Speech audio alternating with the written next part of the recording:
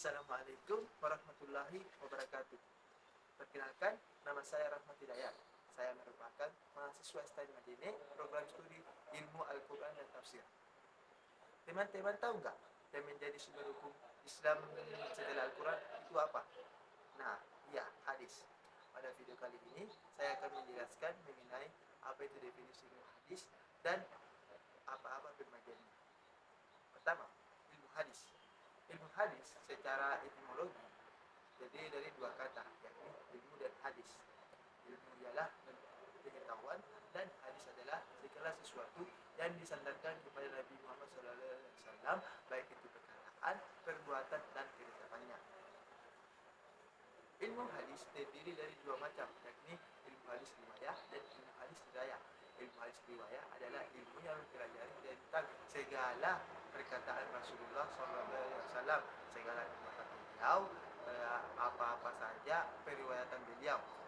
Dan ilmu hadis dirayah adalah ilmu yang mempelajari tentang hakikat periwayatannya, apa-apa saja hukum-hukum periwayatan, keadaan periwayat bagaimana, dan hal-hal yang berkaitan dengannya. Hadis dari satu segi dapat dibagi menjadi dua, yaitu secara kuantitas dan kualitas. Yang dimaksud secara kuantitas adalah penggolongan hadis ditinjau dari banyaknya rawi yang meriwayatkan. Sedangkan hadis berdasarkan kualitasnya adalah penggolongan hadis dilihat dari aspek diterima atau ditolaknya hadis tersebut. Secara garis besar, hadis dari segi kuantitas dibagi menjadi dua, yaitu hadis mutawatir dan hadis ahad. Hadis mutawatir lagi terbagi menjadi dua bagian, yaitu ada hadis mutawatir lafzi dan ada hadis mutawatir ma'nawi. Dan hadis ahad terbagi menjadi tiga, yaitu hadis masyhur, ada hadis masyhur, ada hadis hadis, dan ada hadis gharib. Nah, selanjutnya kita masuk pada definisi hadis mutawatir. Hadis mutawatir secara terminologi adalah hadis yang diriwayatkan oleh banyaknya rawi dan mereka tidak mungkin berdusta.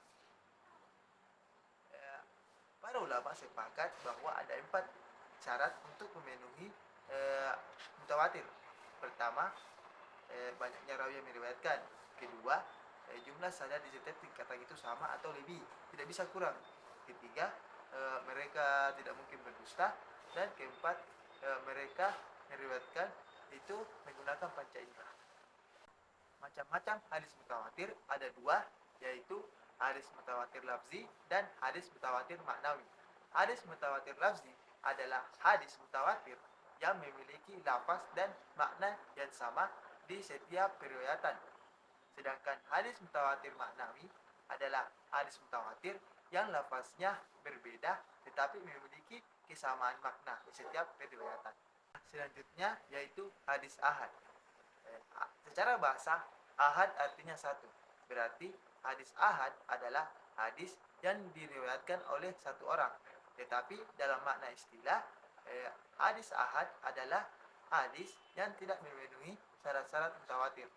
Nah, dari definisi istilah ini kita bisa lihat bahwa hadis ahad adalah hadis yang bukan hanya diriwayatkan oleh satu orang saja, melainkan bisa dua orang, 3 orang, 4 orang periwayatan, bahkan lebih, selama tidak memenuhi syarat-syarat mutawatir. Macam-macam hadis ahad. Para ulama membagi hadis ahad menjadi 3 bagian, yaitu hadis masyhur, hadis aziz, dan hadis gharib. Hadis masyhur adalah hadis yang diriwayatkan dengan 3 jalur perawi atau lebih, namun tidak sampai pada tingkatan mutawatir. Hadis masyhur dibagi menjadi 2 macam. Ada masyhur istilahi dan masyhur non istilah atau masyhur ghair istilahi. Masyhur istilahi adalah hadis yang diriwayatkan dengan 3 jalur perawi atau lebih namun tidak sampai pada tingkatan mutawatir. Sedangkan masyhur non istilah atau masyhur ghair istilahi adalah hadis yang terkenal atau masyhur dari mulut ke mulut.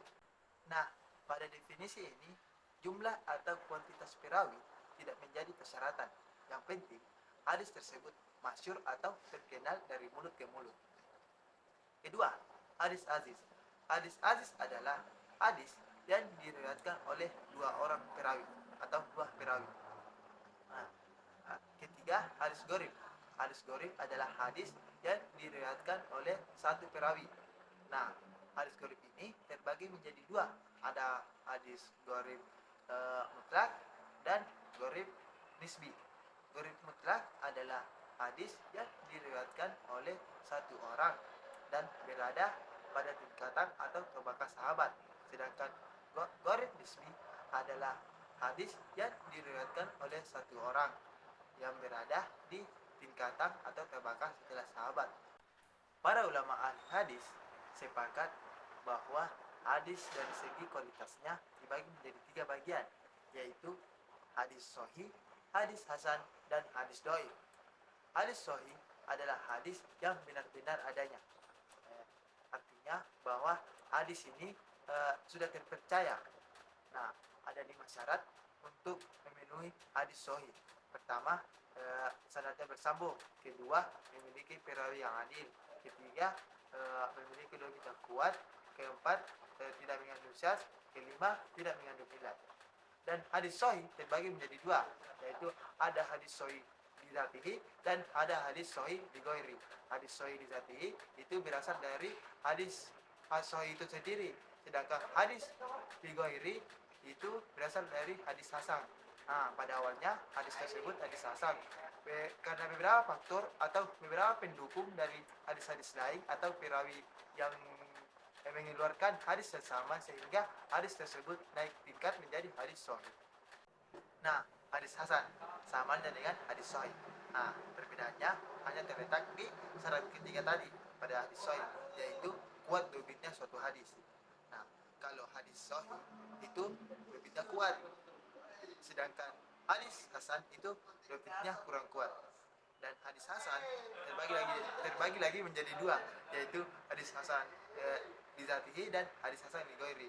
Hadis hasan li dzatihi berasal dari hadis hasan itu sendiri, dan hadis hasan li ghairi itu berasal dari hadis dhaif. Nah, kemudian yang terakhir yaitu hadis dhaif. Hadis dhaif adalah hadis yang tidak memenuhi kriteria hadis hasan dan hadis sahih. Ada dua penyebab utama dikatakan hadis dhaif, yaitu keterputusan sanad dan perawinya bermasalah. Adapun macam-macam hadis dhaif, yaitu hadis muallaq. Muallaq adalah hadis yang tidak setiap hadis yang tidak disebutkan rangkaian sanadnya dari awal sanad. Kedua, mursal.